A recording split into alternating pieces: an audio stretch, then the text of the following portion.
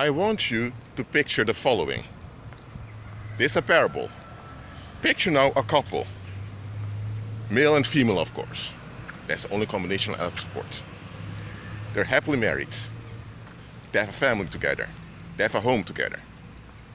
The husband is completely dedicated to his family, his wife, and responsibilities as a husband and father. He has no interest sexually in any other woman, in the sense of getting involved with them sexually.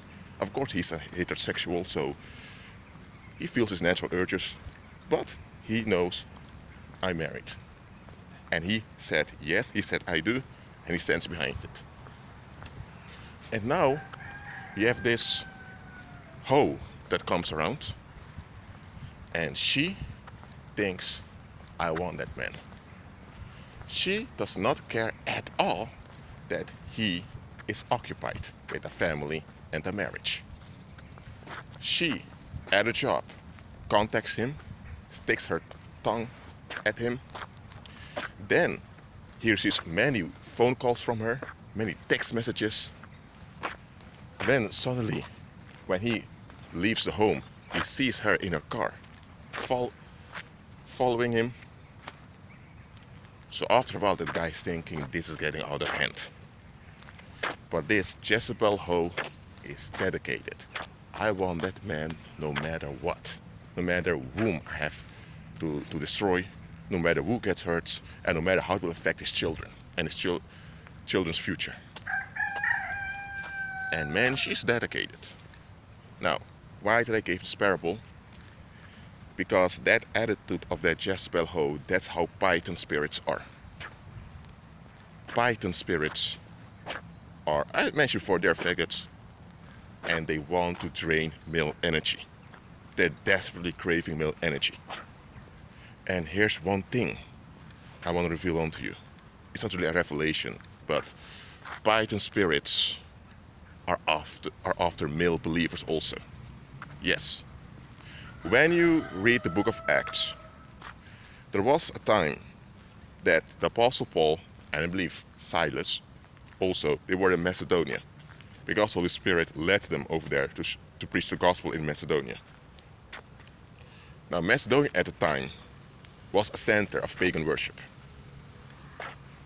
Okay? That's a historic fact. And they were in Macedonia, and there was this demon-possessed girl. She was possessed with a Python spirit, because Python spirits are also used for divination. And her handlers used her to make money off of her.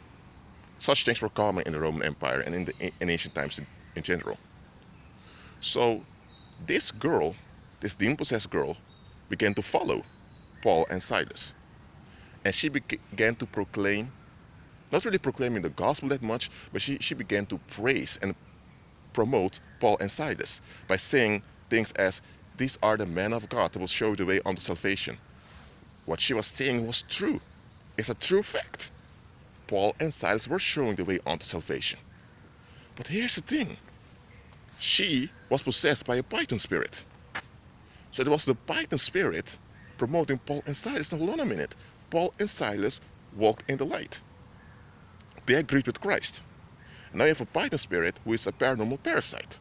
So why would the paranormal parasite promote people that are about to destroy his rule? Because remember, Paul and Silas walked in the light. So why would the Python spirit put himself in danger by promoting people that are his enemies? And here's the thing. Paul and Silas were operating in the power of the Holy Spirit. So they were covered anyway. Now, remember the parable I gave in the beginning of this video of that Jezebel hoe that wanted to have her cravings met no matter what. That's how Python spirits are. So this Python spirit, not only those men had the cover of the Holy Spirit, still wanted some of their male power. Still wanted to create or construct some circumstance that will cause him to have some access to drain Paul and Silas. Because Paul and Silas had real joy. Something that was rare amongst other people back then. Because they operated in the power of the Spirit, and that Python spirit really wanted it. After a while, the Apostle Paul was fed up with his Python spirit and he cast him out. And boy, the paranormal retaliated. Those handlers who were worshipping demons, they caused a lot of trouble for Paul and Silas, and even caused them to be put in jail. You can read the rest of the story yourself how it worked out. Just understand that Python will chase you. Not only men, Python also chases after females. Why? Because they want to use females as vehicles to attract men so they can drain men. So that's what Python spirits do. In this case, Paul looked beyond and he recognized, hold on a minute, this is not just this girl following us and causing drama. It's a Python spirit working through her. So yes, the girl was involved, but she was under control of the Python spirit.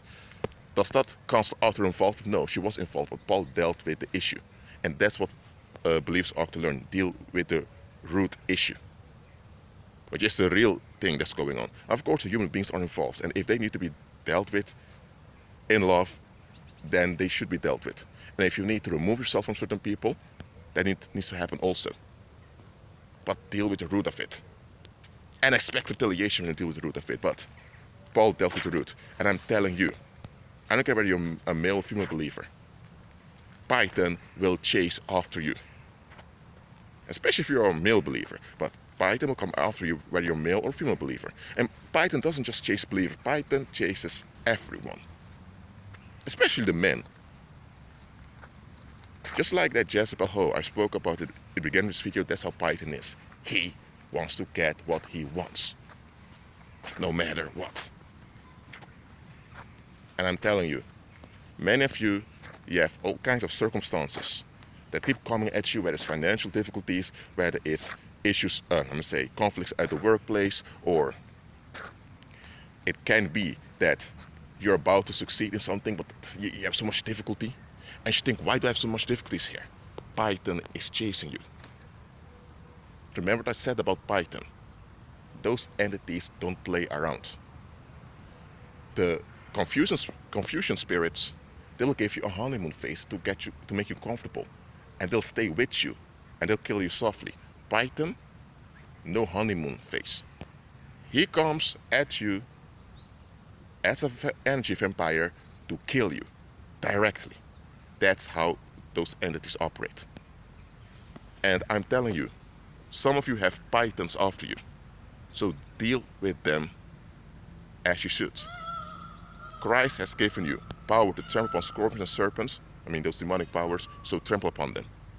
Walk in love towards other people, those human beings, but don't walk in love with everyone. And if someone is enabling the paranormal and they have no intention of becoming responsible, if you don't have to be in contact with such individual, don't be. And if you have to be in contact with them, have as less contact as possible, whether it's your boss or a family member or someone at work. Have as less contact as possible and make sure you lose them as soon as possible. I mean it. Because they're also involved. Let's get that straight. But anyway, don't be frightened because Python is coming after you. Python goes after everyone, especially the men. Especially if you're a believer and male. So, what do? You agree with Christ. You cast out the Python spirit from your circumstances. You speak life into your circumstances, very important. Many people focus on casting bad stuff out, but you also ought to enforce blessings in. That also needs to happen. Remember what Christ said, when an unclean spirit leaves an individual that he occupied. You also have female demons, but I'll talk about it later.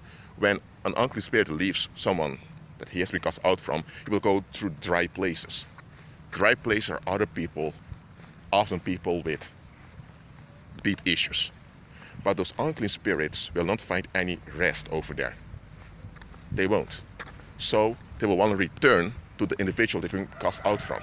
And they'll come as a gang to make sure they can remain longer. So that's why it's important not only to cast bad stuff out, but also enforce the good in. Get what I'm saying? So That's what I want to share with you.